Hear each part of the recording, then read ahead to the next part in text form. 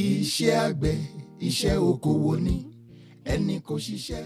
Just a requirement that first and foremost you need to have a land.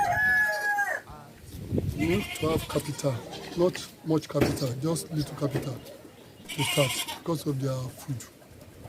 Then, if it is type you want to camp, you have to bisect the house. You should not just live there blindly. You need to segregate them, maybe 3 or 4 places. Then you need to have a female and male. 2 is enough. Either 2 female, 1 male. It's enough for you to start with. And after 6 months, they can get pregnant. And when they get pregnant, within 4 months, you take the male out of the female because it will be disturbing the female.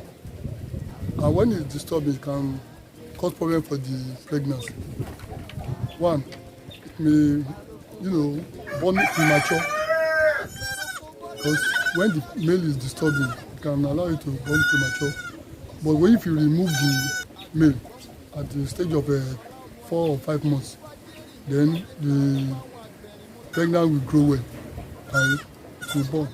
And the delivery stage is depends on the spec of the female goat.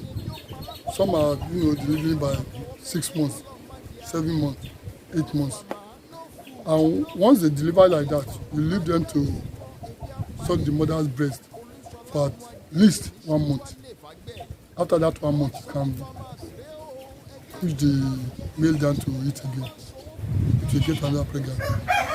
What I'm trying to say is that in a year, the female goat can born twice if you maintain it very well.